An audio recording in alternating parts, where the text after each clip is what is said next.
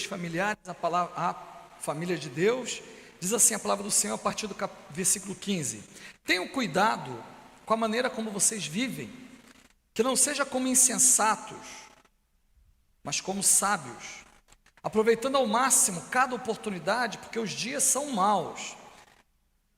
17: portanto, não sejam insensatos, mas procurem compreender qual é a vontade do Senhor. Não se embriaguem com vinho, que leva à libertinagem, mas deixem-se encher pelo Espírito. 19: falando entre si com salmos, hinos e cânticos espirituais, cantando e louvando de coração ao Senhor, dando graças constantemente a Deus, Pai, por todas as coisas, em nome de nosso Senhor Jesus Cristo. Sujeitem-se uns aos outros por temor a Cristo. Queridos, nesse trecho aqui da palavra do Senhor, o apóstolo Paulo está instruindo a igreja de Éfeso, que é uma igreja gentílica, não é uma igreja judaica, é uma igreja de ambiente grego, e ela está falando aqui para uma igreja que ele mesmo plantou, foi ele que plantou essa igreja aqui, e agora como um pastor ele está advertindo aquela igreja, aconselhando aquela igreja, e a partir dali ele vai instruir a família de Deus, e ele vai tratar a igreja como família de Deus, e depois vai falar sobre as famílias da igreja, antes de instruir as famílias, os homens, as mulheres, os filhos, e todos esses 4 domingos que vamos ter, vamos tratar em cima do texto de Efésios, capítulo 6, aqui ele começa falando sobre essa questão, comparando a igreja com a família de Deus. O Senhor ele tem uma preocupação muito grande com as famílias, porque é nas famílias que você forma as pessoas, é na família que você gera um indivíduo, é na família que, a partir da família, você monta uma sociedade. Então, quando uma sociedade tem famílias destruídas, então você tem uma sociedade destruída, e onde tem uma sociedade destruída, Satanás comanda com muito mais facilidade, porque ele comanda onde tem bagunça. No seio da família, querido, e é interessante isso, não tem máscaras. Se tem um lugar que todo mundo sabe como você é de fato, é na família. Não adianta você querer dar uma de bonzão, né? Você pode ir no meio do seu trabalho, você faz uma cara de bonzão, todo mundo acha que você é bonzão lá. Talvez na igreja, se você vê de vez em quando, tal, também você vai dar uma de bonzão aqui, mas no meio da família não tem como você fazer isso, porque a família é uma coisa tão divina que, na verdade, família copia aquilo que tem no céu. Por quê? Porque o Deus que nós adoramos, perceba que ele se apresentou como Deus Pai, Deus Filho e Deus Espírito Santo. E se tem uma coisa muito parecida com o papel da mãe na Trindade, é o Espírito Santo. Tanto é que a palavra chama o Espírito Santo de Deus Consolador, Espírito Consolador. Sabe quando a criança cai, tropeça, rala o joelho, e o pai fala, levanta para cair de novo. A mãe vai lá e dá aquele abraço, aquele afago. O Espírito Santo faz exatamente assim, nos fortalece, tá? A Bíblia não trata a igreja como uma instituição distante, mas pelo contrário, trata a igreja como algo íntimo, algo perto. E aqui mesmo na carta dos Efésios, Paulo vai se referir literalmente à igreja como família de Deus. Se você voltar em Efésios, capítulo 2, a partir ali no versículo 19, vai falar assim: portanto, vocês já não são estrangeiros nem forasteiros, mas concidadãos dos santos e, todos juntos, membros da família de Deus.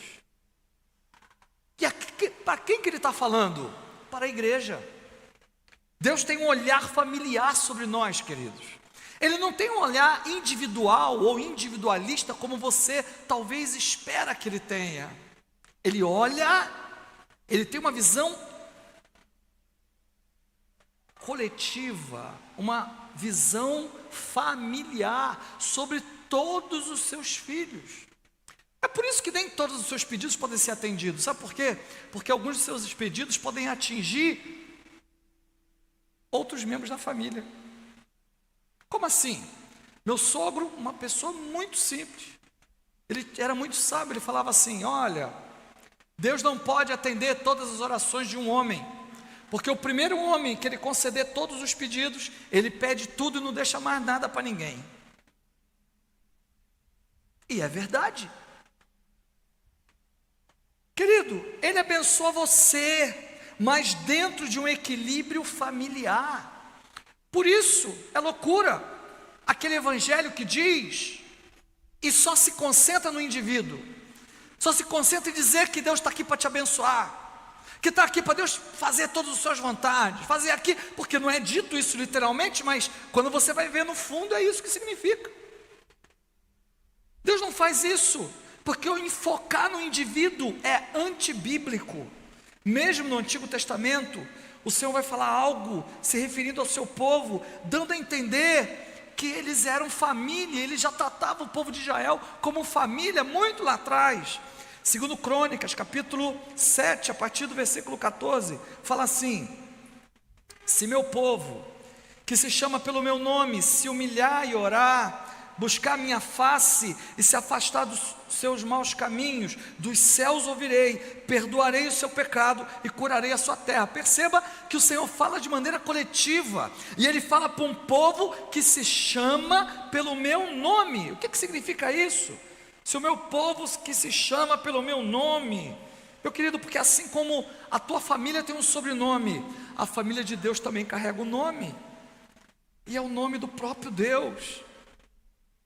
Nós carregamos o nome do Senhor Jesus Cristo conosco, e é isso que garante que nós somos famílias de Deus, somos todos do Senhor Jesus, o nome que está acima de todo nome, amém?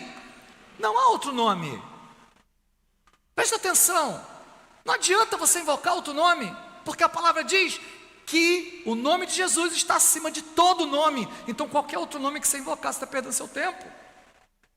Portanto, querido, aquele que recebeu a Cristo em sua vida, é família de Deus, porque carrega o nome de Deus. Por isso que a Bíblia diz em João 1, a partir do versículo 11, 12 e 13, fala assim: veio para o que era seu, mas os seus não o receberam, contudo, aos que o receberam, preste atenção, hein?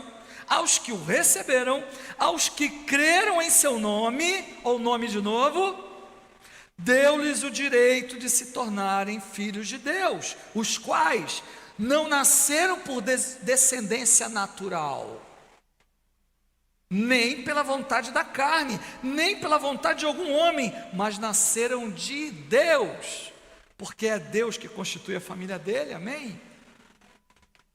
Então, é Cristo que garante a filiação a cada um de nós, não é uma descendência natural. Os judeus ficavam: porque a nossa descendência, porque eu tenho sangue de Abraão. Para com isso, porque a descendência de Deus vem a partir de Cristo.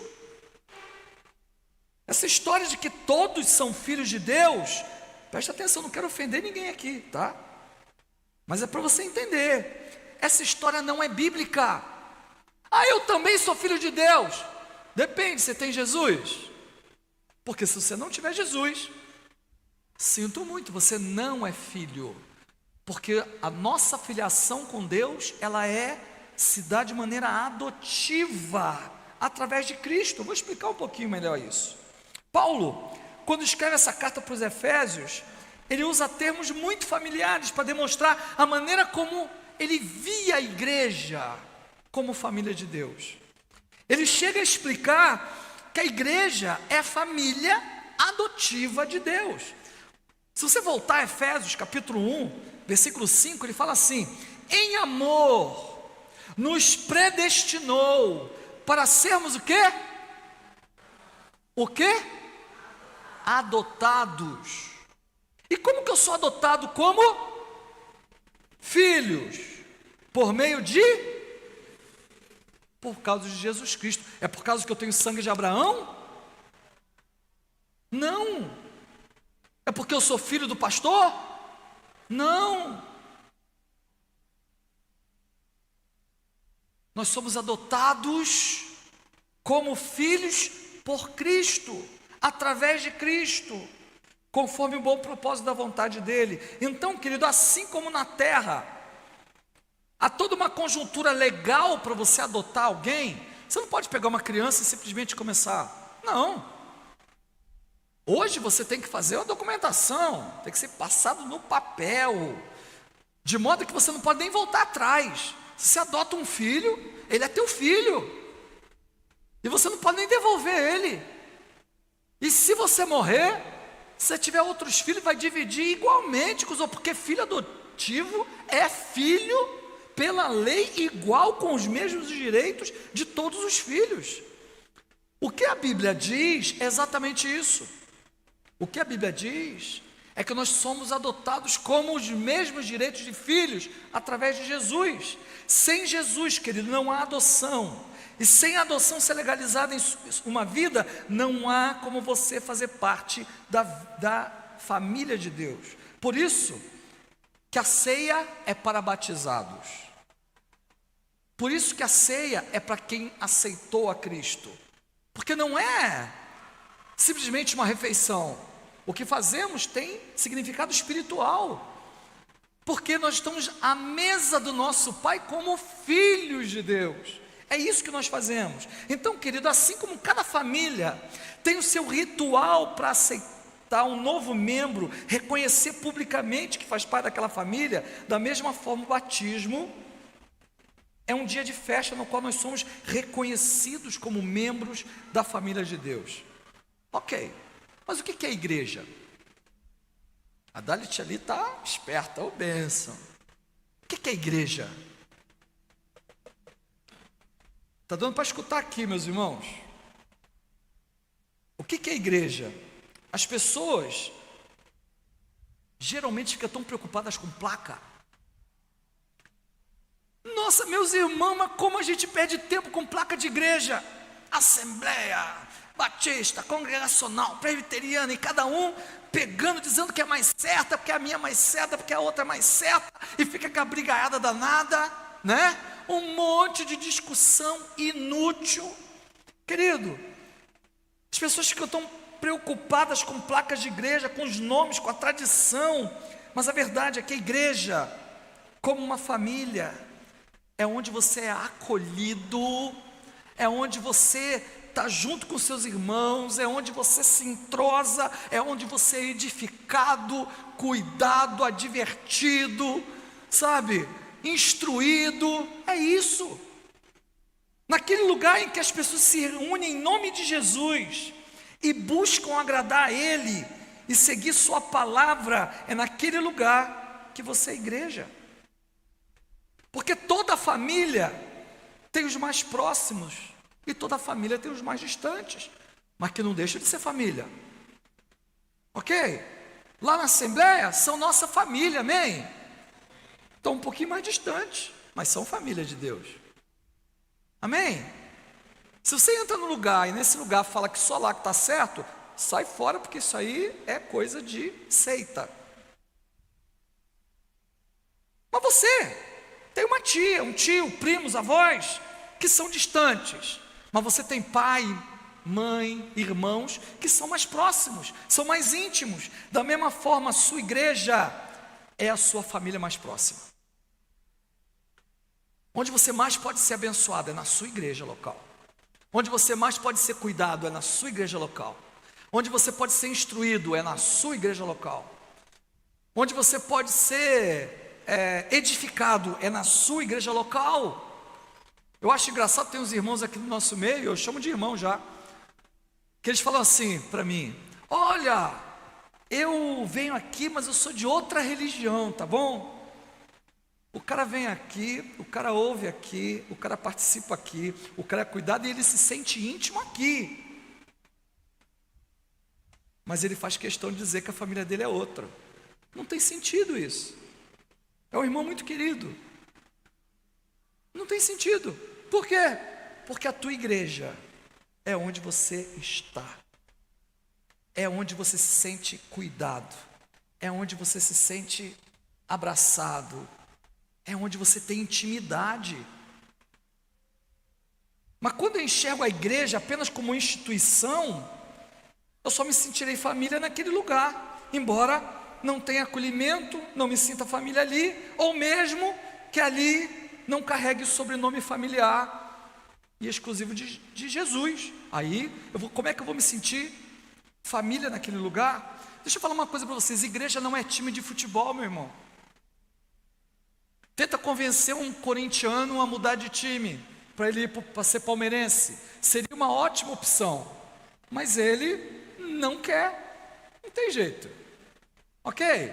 Aí você fala assim para ele: mas por que você não quer mudar? Não tem lógica porque com o cara é de um time. Não tem lógica porque que ele escolhe ser flamenguista, porque que o outro escolhe ser palmeirense, porque que o outro escolhe ser corintiano, porque que o outro escolhe ser santista. Não tem lógica, é uma coisa que não tem lógica. Igreja não, família não.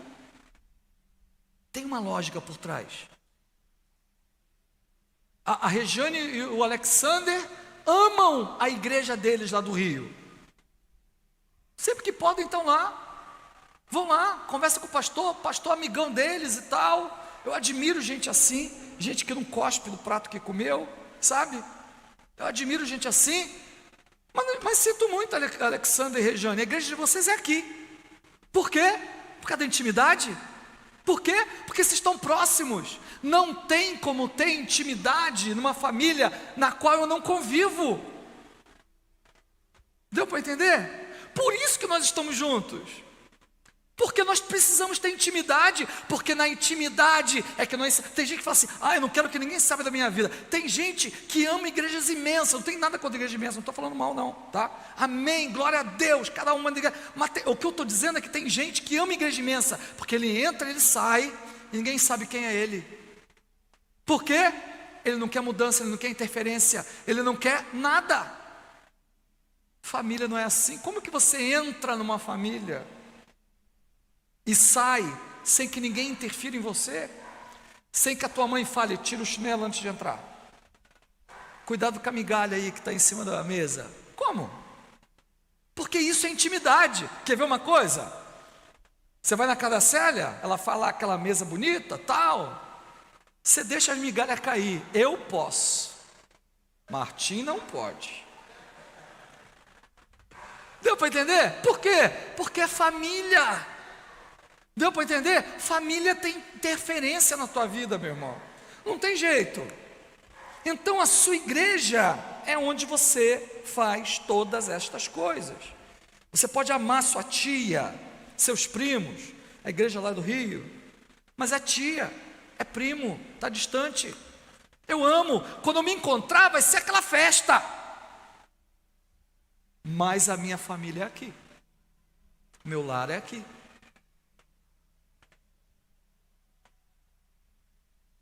Meu querido, aí alguém fala assim para mim: pastor, você não gosta que eu vá numa outra igreja no domingo? Porque isso não faz sentido. Por acaso você marcou um almoço, o dia das mães com a sua mãe, aí você deixa de ir na casa da sua mãe para você ir na casa da sua tia? É família também. Mas você tem a sua mãe, você vai deixar de ir na casa da sua mãe para ir na casa da sua tia? Isso não tem sentido, meu irmão. Ok? Então, você pode amar sua tia, seus primos que moram em outro estado. Todas as vezes que você for lá, você irá visitá-los. A Luana e o Edelson foram lá visitar a tia que está doente. Deve ser muito querida, porque eles saíram daqui, foram no norte de Minas e tal. Ontem eu conversei com o Miguel, ele me falou. E é família, é alegria quando está junto, mas é distante, não tem como intervir, querido, porque não há como você ser acolhido, tratado, corrigido, estimulado, acompanhado, ou não tem como você acolher, ajudar quem está longe. Os irmãos estão lá no sul sofrendo. O que nós podemos fazer? Nós podemos no mínimo mandar um pix lá de R$50, de R$100, de R$1.000, o que você puder. Mas você não pode, por exemplo, abrir tua casa e acolher alguns irmãos na sua casa, até que as águas baixem. Você tem uma edícula no fundo da sua casa, acolher uma família, porque eles estão lá, você está aqui. Quem tem que fazer isso são os irmãos lá. Amém? Querido, por isso que a Bíblia vai falar em Provérbios 18, versículo 24, finalzinho do versículo, fala assim: mas existe amigo mais chegado que um irmão. O Senhor Jesus chamou seus discípulos de amigos, sabia disso? Porque há amigo que é mais chegado que o irmão. Porque você sabe que na vida, às vezes, nós temos mais intimidade e amor com certos amigos do que com alguns parentes. E não é porque a gente odeia nossos parentes, mas é porque você pegou afinidade com aquela pessoa. Com aquela pessoa você tem liberdade de abrir, contar sua vida. Com aquela pessoa você sabe que pode orar com ela. Às vezes isso acontece entre irmãos, mas às vezes não. Às vezes você tem irmãos que você gosta, você ama, mas você não tem a afinidade que você tem como um amigo. Os vínculos, queridos, eles são principalmente afetivos e não de sangue. Porque pelo sangue, vocês sabiam que nós somos todos parentes aqui? Espera aí, pastor. Tem preto, tem branco, tem alto, tem baixo, tem gordo, tem magro, tem olhos azuis, olhos pretos, olhos... Como é que nós somos todos parentes? Como assim? Todos temos apenas um casal ancestral. E, portanto, somos todos parentes. E se você não quer crer só na Bíblia, ser daquele tipo Tomé, pesquisa na internet. Tem várias pesquisas hoje que falam que toda a raça humana descende de apenas um casal. Eu botei até aqui, ó. Todos os seres humanos descendem de um único casal. E é engraçado que se você ler as matérias, não tem só essa, tem várias. Eles falam assim, mas isso não quer dizer, nós não estamos falando nada de Bíblia aqui. Descende de um casal não tem nada a ver com a Bíblia. Até brinquei ontem com o G, falei assim, G, ele não pode dizer que é Adão e Eva, tem que falar que é G e Rosângela, para não comprovar que foi a Bíblia, entendeu? É um casal só que deu origem, mas não tem nada a ver com a Bíblia isso aí não, tá bom, Amanda? Tem nada a ver com a Bíblia aí, tá? O que diz? A ciência diz que toda a humanidade descende de um único casal, porque pesquisadores de uma universidade de Basel, na Suíça, eles encontraram semelhanças no DNA mitocondrial que é transmitido só pelas mães. Então você pode até em última análise dizer que teve mais de um pai, mas que toda a humanidade veio de apenas uma mulher, não tem jeito. A ciência já comprova isso. Portanto, você gostando ou não, se você tem preconceito com cor de pele, com judeu, com árabe, com cor de olhos, com sei lá o quê, você é um tolo. Sabe por quê? Porque nós somos todos irmãos, inclusive no sangue. Todos nós. Já parou para pensar sobre isso? A gente é tão preocupado com família, com placa, com nascimento, com santo, com Reuter, com não sei o quê, enfim. A verdade é que somos todos irmãos. Querido, então a igreja é sua família espiritual mais íntima. Pessoas fora da igreja são pessoas sem família espiritual e, portanto, não pertencem à família de Deus ainda, mas podem pertencer. Desprezam. Quando você despreza a igreja, você está desprezando aquilo que Jesus fez questão de fazer.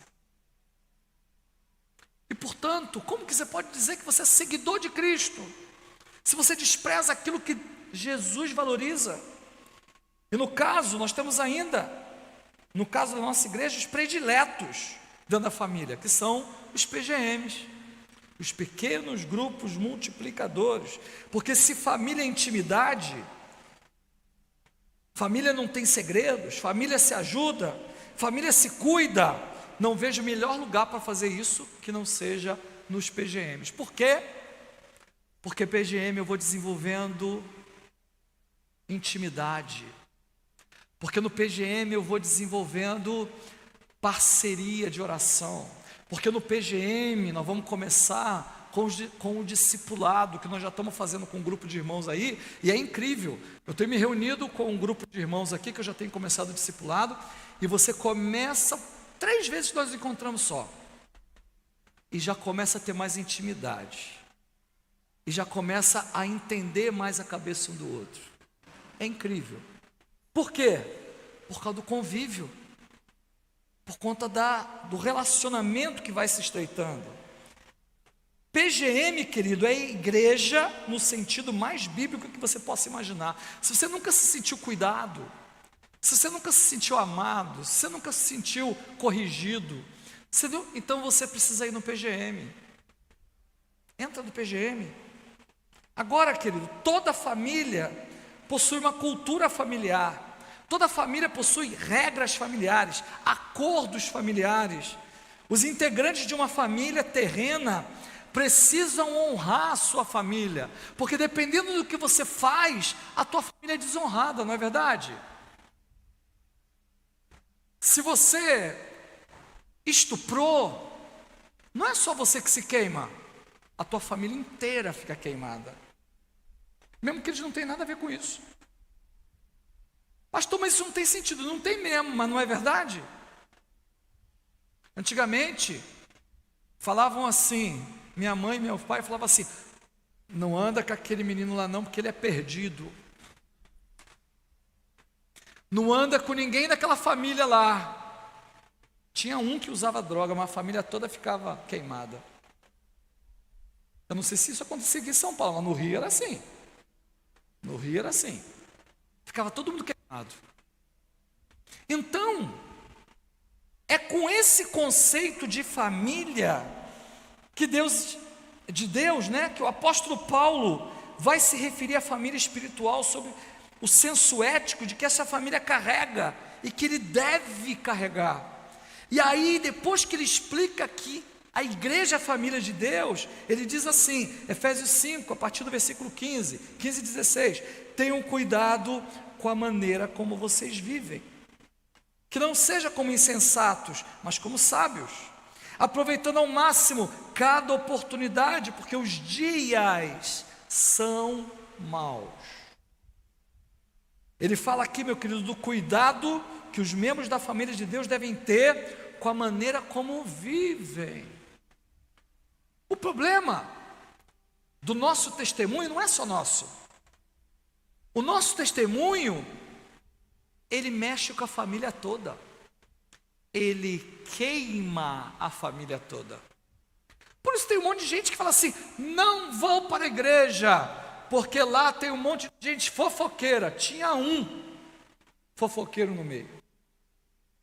Queimou a família toda. Tinha um suvina, queimou a família toda. Tinha um mentiroso, queimou a família toda. Tinha um que dava balão nos outros, queimou a família toda. E é por isso que a esses, a palavra de Deus vai falar que eles são inimigos da cruz. Por quê? Porque não é o mundo que afasta de Cristo, são membros da família que não se comportam como família. Este é o problema. E como que eu faço para me comportar como família? Assim como você vai rezando, né, a missa para os filhos no carro, chega lá você não faz isso, chega lá você não faz aquilo, chega lá, não é assim, Rita? Faz assim, faz assado, não é assim, Grazi? E tal, é a mesma coisa que acontece entre nós, meus irmãos. É por isso que nós nos admoestamos, nos aconselhamos, para que a gente viva pela fé, para que a gente não minta, para que a gente não roube, para que a gente não faça essas coisas. É por isso que estamos juntos, porque viver de acordo com a tua vontade é viver e fazer todas essas coisas. Porque assim como determinadas posturas desonram famílias na terra, também determinadas posturas desonram a família de Deus, principalmente insensatez. Insensatez é falta de bom senso, é agir sem lógica, é agir com loucura. Insensatez, querido, é pagar de corajoso, mas aí quando vê a barata sai correndo. Falando para os irmãos aí, né? As irmãs não, as irmãs eu entendo. Eu estou falando para os irmãos aí, né? Sábado eu estava lá em casa, entrou uma lagartixa lá em casa. Sejane estava lá atrás e tal, já veio falando, ela ainda, aí falou assim, Sejane, uma lagartixa come bichinho, tal. Ela virou para mim e falou assim, porque quando o César está aqui, que é o meu vizinho da frente, eu chamo ele, você agora tem que tirar também. Eu tive que ir lá, tirar a lagartixa, ainda tem preocupação ecológica, eu tive que descer o barro, levar lá no mato, soltar no mato, entendeu? Preocupação ecológica ainda. Tem gente que não quer que mate barata, quer que solte lá fora, não pode matar barata. Então, meu querido, insensatez é dizer que você crê em Deus, mas agir como se Ele não existisse. Povo de Deus, família de Deus, despreza a insensatez e busca a sabedoria, que está onde? Na palavra de Deus. Deixa eu falar uma coisa para você. Para você saber a regra desta família, você tem que ler a Bíblia, meu irmão. Tem que ler a Bíblia. Tem alguns que vão começar a ler agora, não sabe muito, vai perguntar para o pastor, vai perguntar para o líder de PGM, vai perguntar para o Léo, vai perguntar para o G, vai perguntar para o Alexander, vai perguntar para... Tudo bem, para o Edson, beleza.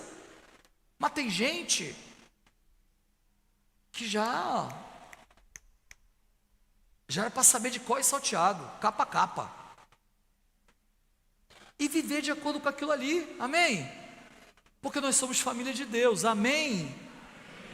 Ponto. Não é regra que eu tenho que ficar ditando. Mas será que eu tenho que dizer ainda que você não pode mentir, meu irmão? Que mentira é de Satanás? Pelo amor de Deus, a essa altura do campeonato. Se você está aqui hoje, o primeiro dia, talvez isso seja novidade para você. Mas a família de Deus não fala mentira em hipótese nenhuma. Nem para fugir da esculhambação da esposa. Nem para deixar de levar bronca do chefe. Porque nós falamos a verdade. Conhecereis a verdade vos libertará. Esse versículo todo mundo sabe que Bolsonaro tornou ele popular, né? E tal. Querido, certa vez, Jesus disse assim, João 14:14, vocês serão meus amigos se fizerem o que lhes ordeno. Então, como que eu sou amigo de Jesus? Dando presente para Ele? Como que eu sou amigo de Jesus? Sorrindo para Ele? Como que eu sou amigo de Jesus? Fazendo o quê? Obedecendo a Ele. Só que todo mundo fala, eu carrego Jesus no meu coração. Qualquer um que você falar, parar, nossa, mas eu carrego Jesus no meu coração, Deus está comigo, Jesus está comigo. Eu fico assim, abismado, que às vezes eu encontro pessoas que não tem nada de Cristo na vida, mas a mandinga, pastor, faz uma oração por mim aí. Mas Jesus, ele não quer não. Ele quer o gênio da lâmpada. Ele quer o pai de santo fazendo uma mandinga. Ele quer o pastor jogando um sal grosso em cima. Entendeu? Ele quer o padre jogando a fumaça. Ele quer qualquer coisa. Mas Jesus, ele não quer não. Querido, o que constitui uma família é autoridade, você sabia disso? Autoridade de pai. Quando não há autoridade de pai, quando não há autoridade de mãe, quando não há autoridade daquele que é responsável, que pode ser uma avó que cria os netos, que pode ser uma tia que criou aquele sobrinho, quando não tem autoridade, quando é aquela confusão, aquela família é um bando de louco. igual a torcida do Corinthians. Vocês estão entendendo? Não tem, porque o que constitui a família é a autoridade. Aquele filho pode ter nascido de mim, tem meu sangue, meu sobrenome, é meu herdeiro, mas não exerce autoridade sobre ele não, para você ver o que acontece. Uma família, querido, não é uma democracia. Uma família se constitui em autoridade, e quando não há autoridade, a família parece um bando de gente desregrada, vivendo junto por falta de opção melhor. Na primeira oportunidade, cada um vai procurar sua turma. Talvez você pense que uma família se constitua em amor. É verdade, a gente enfatiza muito isso, mas o amor só é exercido onde há autoridade. Porque o que as pessoas têm na mente é que amor é todo mundo me aceitar como eu sou. Então o menino quer levantar 3 horas da tarde e que ninguém incomode ele. O menino quer ficar no jogo de noite e ninguém pode incomodar. E se você fala alguma coisa, você não tem amor. Mentira! Porque quem não vai falar nada é quem não tem comprometimento com você. Mas quem tem comprometimento vai usar autoridade. Levanta desta cama, senão eu vou virar esse colchão agora. Ah, não vai desligar não? Vai sair não? Estou tirando a tomada aqui, ó. Saiu do jogo. Quantas vezes eu já peguei o Wi-Fi, botei no braço e levei para dentro do quarto comigo? Porque, meus irmãos, tem que ter autoridade para você resolver as coisas. Um pai, por amor, vai tirar o filho da janela, senão ele vai cair. A criança esperneando, que estava gostoso, ventinho na cara, olhando lá para baixo, as crianças brincando. Ele vai espernear, ele vai chorar. O pai vai falar, sai daí, ele não vai sair. Então você pega pelo braço e tira. Por quê? Porque é você que tem experiência, é você que sabe que ele vai cair. E você vai exercer autoridade. Então, neste caso, deixar o filho fazer o que quer é não amá-lo. O amor implica em eu exercer autoridade. Amém? Fica imaginando aqui, querido, as famílias fugindo da Ucrânia. Graças a Deus a gente vive num país que não tem guerra. Mas eu fico imaginando, você está com a sua família na sua casa, num período de guerra, você está sabendo que os inimigos estão chegando. Homens, aqui comigo, você sabe que os soldados que vierem podem estuprar a sua mulher, podem estuprar suas filhas, e você pegando a sua família e saindo daquele lugar, e levando, e aquela criança pequena, cheia de mala, mãe, cheia de mala, e não sei o que, e você tem que andar às vezes 30 quilômetros para fugir daquela linha de frente, e o filho querendo desmorecer, você tendo que botar ele no ombro, e a mulher querendo parar, e você tendo que pegar pelo braço, sacudir e levar adiante. Por quê? Porque você ama a tua família.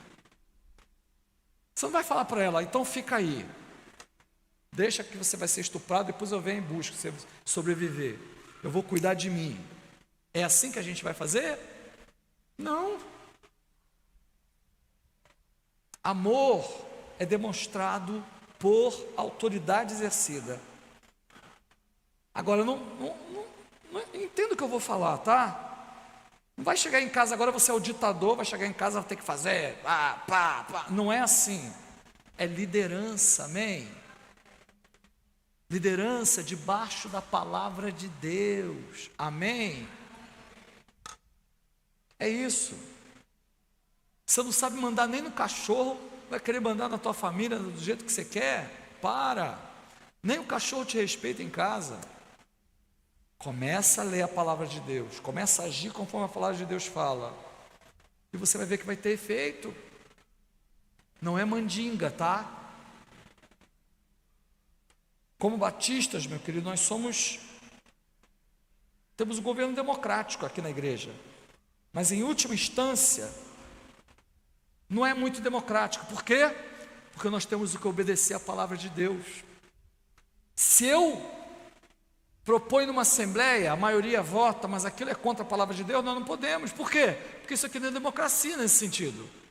É democracia assim, ó, as cadeiras vão ser vermelhas ou pretas, vamos decidir aqui, beleza. Agora, nós não temos escolha de não viver de acordo com a palavra de Deus, não tem isso aí. Também, querido, não é a mim que vocês seguem, não são aos líderes que vocês seguem, mas a pessoas que estejam submetidas à palavra de Deus, e enquanto estiverem submetidas à palavra de Deus, e somente enquanto, porque até o apóstolo Paulo falou assim, ó, ainda que eu, ou um anjo do Senhor desça do céu, e lhes pregue o evangelho, diferente desse que eu tenho vos pregado, que seja anátema. Então, enquanto ele obedecia a palavra, era para seguir ele. Sede meus imitadores, assim como sou de Cristo. Mas se ele ficasse doidão, era para desprezar. Pelo amor de Deus, o povo tem seguido homens que já divorciaram 3, 4 vezes. Estou falando de gente que a mulher abandonou porque estava doida da cabeça, aí ele casou com outra. Não estou falando disso não. Eu estou falando de gente que já casou com uma, com outra, está lá diante, e o povo está lá, amém, glória a Deus e tal. Pelo amor de Deus, meu irmão. E onde fica a palavra que diz que o pastor deve ser marido de uma só mulher? Como que fica isso? Vocês estão vendo onde eu estou falando? Não estou falando mal de igreja nenhuma, estou falando de atitudes. Isso pode ter até uma igreja batista fazendo isso, eu não sei. Eu estou te falando o que era obedecer à palavra de Deus.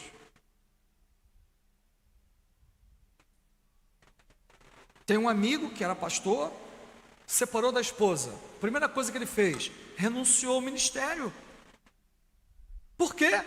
Porque ele sabia que não estava enquadrado dentro da palavra de Deus mais. Ponto. Mas o povo fica passando, não, é porque ele é muito querido, né? Então, para com isso.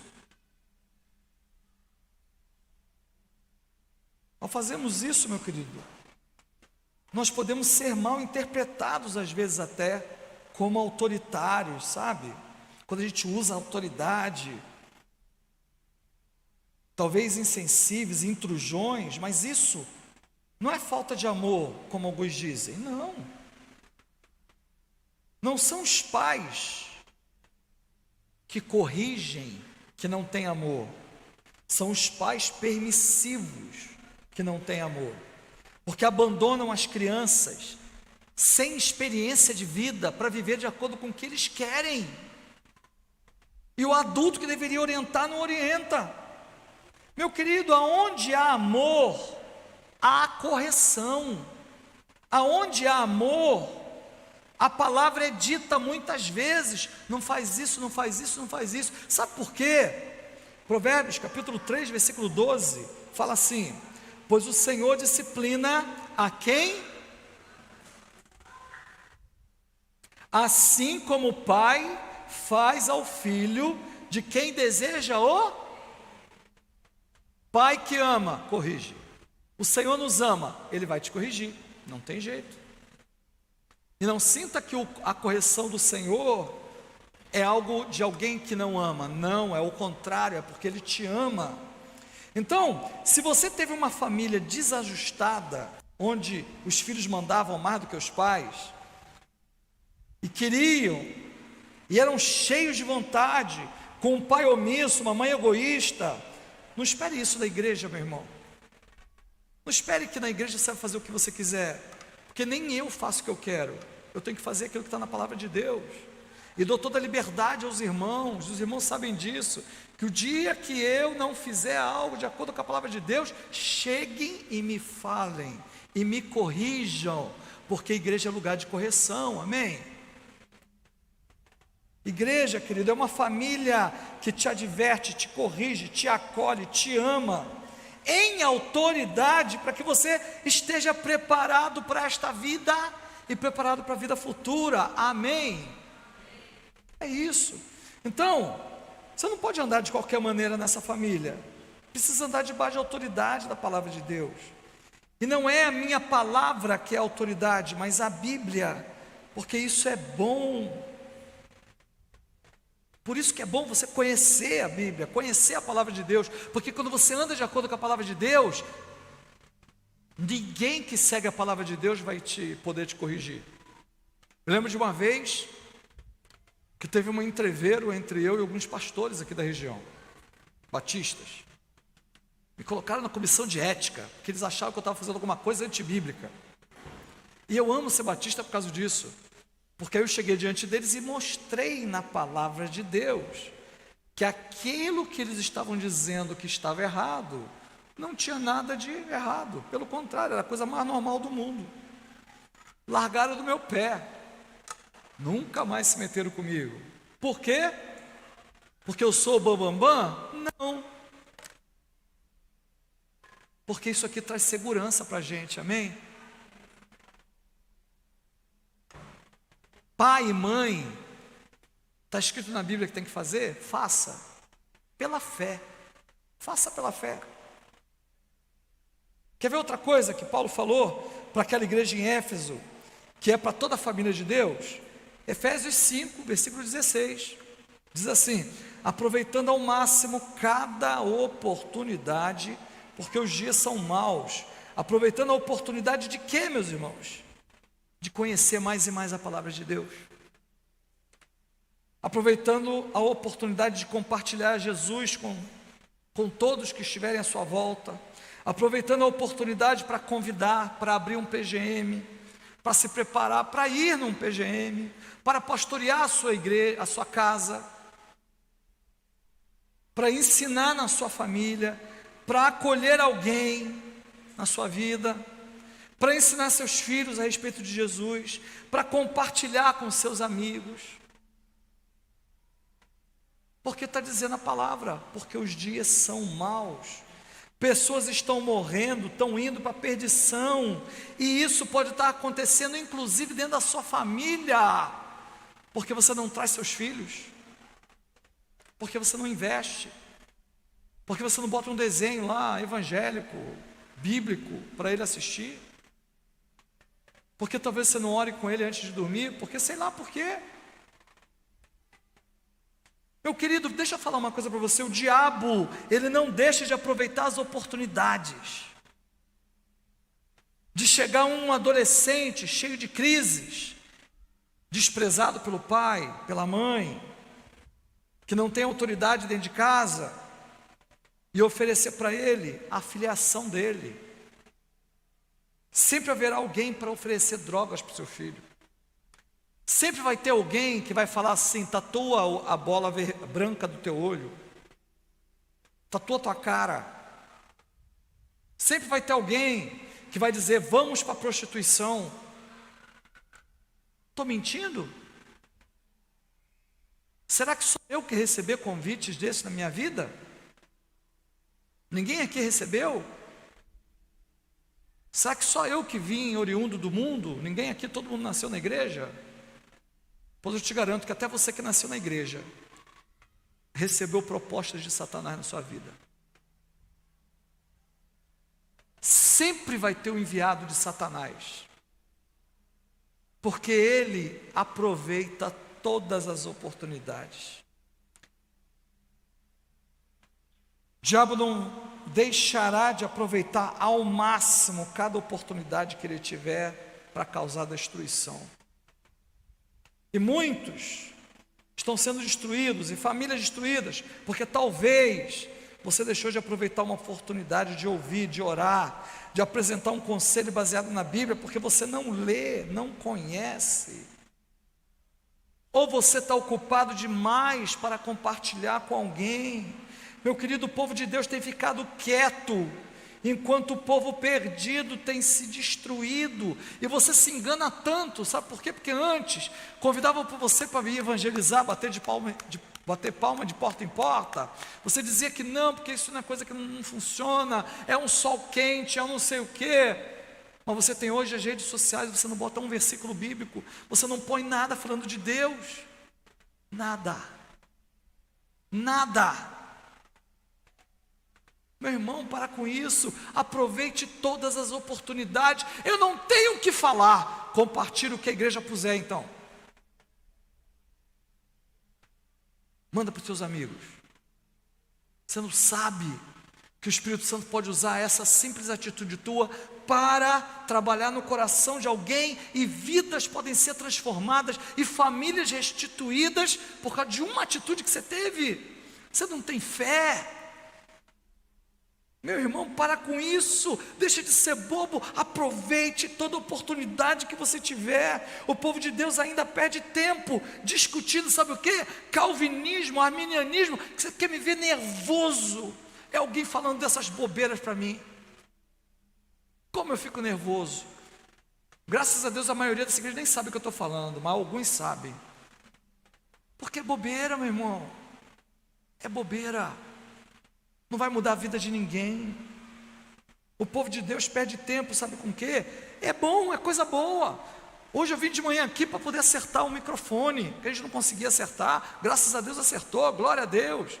Pela vida do Alexandre, do Alexandre, do Vinícius, graças a Deus. Do Léo que estava aqui também. Amém. Mas meu querido, isso é importante? É importante. Mas mais importante é a gente ganhar pessoas para Cristo, amém? Compartilhar de Jesus.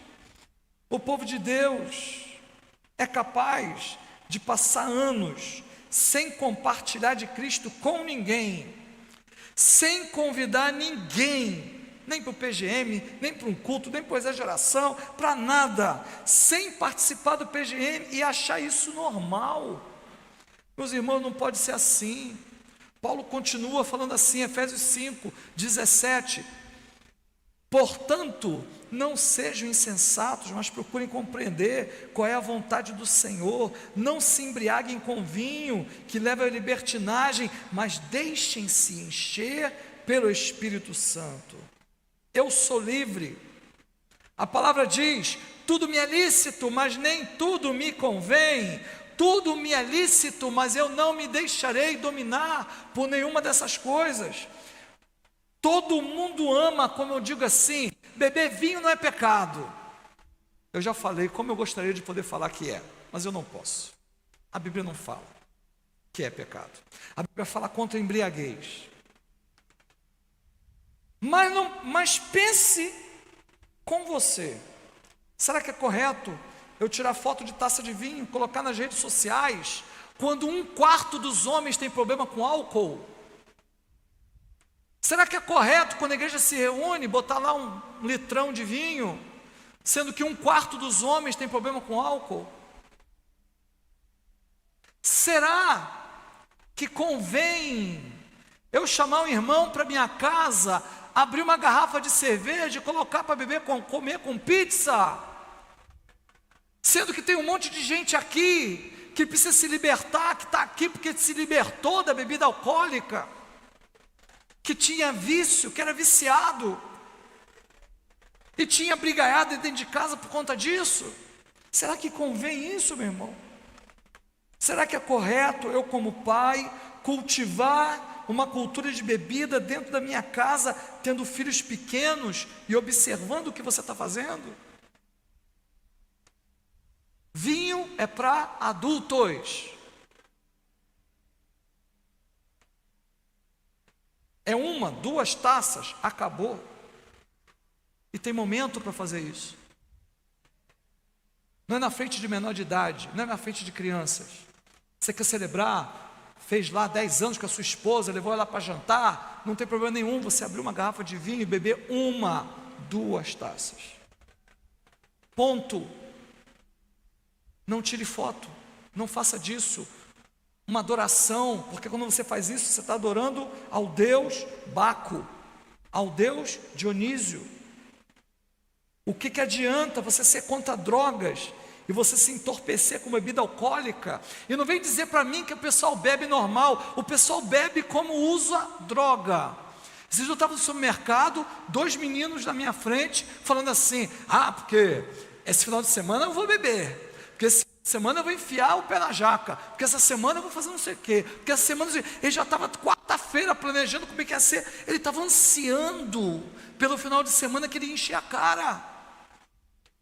A pessoa bebe, sofre acidente e ainda mata o outro que não tem nada a ver com isso. E por causa de quê? Por causa de álcool. Você acha tudo normal, tudo lindo. Povo de Deus, acorda. Acorda. Família de Deus, acorda. Não é próprio para os membros de Deus fazer nenhuma dessas coisas. E o versículo 18 que nós lemos fala assim: mas deixem-se encher pelo Espírito, porque cheio de Espírito a família de Deus está pronta para viver o poder de Deus nessa terra. É cheio do Espírito Santo, que Estevão foi apedrejado e no final ainda falou: perdoa-os, porque eles não sabem o que fazem. Cheio do Espírito Santo, Jesus foi para o deserto, enfrentou Satanás, a tentação, e botou Satanás para correr. Cheio do Espírito Santo, Elias enfrentou os 400 profetas de Baal. Cheio do Espírito Santo, Pedro, que tinha negado Jesus 3 vezes, chega diante do Sinédrio, que tinha condenado Jesus, que ele morria de medo, e falou: importa eu obedecer a Deus e não aos homens. Então sabe por que você não faz coisas loucas da fé? Sabe por que você não experimenta o poder da sua vida? Porque você não tem se deixado se encher do Espírito Santo. E como a família de Deus se enche do Espírito Santo? Efésios 5, versículo 19: falando entre si com salmos, hinos e cânticos espirituais, cantando louvores e louvando de coração o Senhor. Eu posso ver a tua lista do Spotify, o que é? Se eu fizesse aqui o desafio de você trazer para mim agora a teu Spotify, que tipo de listas eu encontraria? Estou falando de música boa. Você pode escutar música boa, mas será que teria um funk, que é a descrição de um estupro? Que a maioria dos funks que eu já ouvi é tudo descrição de um estupro. Será que é uma lista de música? Sertanejo como é que fala? É inofensivo. É inofensivo para quem quer ser corno, porque vai programando a tua mente para você ser corno, aquilo lá. Desculpa, meu irmão. É sofrência porque levou chifre. Meu irmão, pelo amor de Deus, para com isso. Sabe? Vai falar com a Assis, que tocava, o que você tocava lá mesmo, o nome daquilo lá, Assis, lá na Mangueira? Repique, estava lá na nota 10 da Mangueira, no repique, aqueles negócios lá. Pergunta se ele quer ouvir samba hoje. E deve ter samba no pé, hein? O Isaías, o Assis, hein? Deu para entender, meu irmão? Falando entre si com salmos, hinos e cânticos espirituais, cantando e louvando de coração ao Senhor. Aí fala, dando graças constantemente a Deus por todas as coisas. E o que mais ele tem na família, o mais ele faz é reclamar. Ele sai daqui já reclamando do louvor, reclamando da mensagem do pastor, reclamando do salgado da Célia que não estava bom, reclamando do café da irmã Graça, reclamando. Meu Deus, a família de Deus dá glória a Deus, a família de Deus é grata, amém? Por tudo que Deus tem feito na minha vida. O que está falando aqui? Não é que você não pode reclamar. O que está dizendo aqui é o seguinte: é que a nossa felicidade por tudo que Deus fez na nossa vida é tão grande que eu não tenho espaço para reclamação, meu irmão. Mas ele continua: sujeitem-se uns aos outros por temor a Cristo. Não é por temor do outro, não é por temor da cara feia do Edson. Edson não tem cara feia, estou só dando um exemplo. Mas é por temor do Senhor.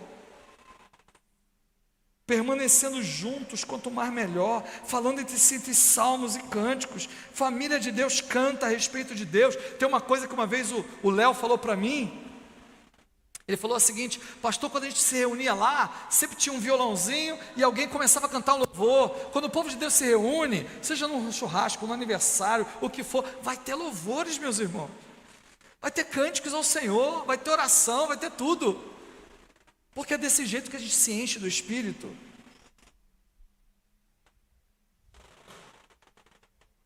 Se você não faz isso, sabe do que você vai se encher? Do espírito de porco. E se fosse, quando eu estou me referindo ao espírito de porco, eu não estou me referindo ao Palmeiras. Se é que você me entende. Porque se fosse do Palmeiras, estava legal. Mas não é disso. Olha o 20, meu irmão. Dando graças constantemente a Deus por todas as coisas. A marca da família é carregar em si gratidão por tudo que Jesus fez por nós.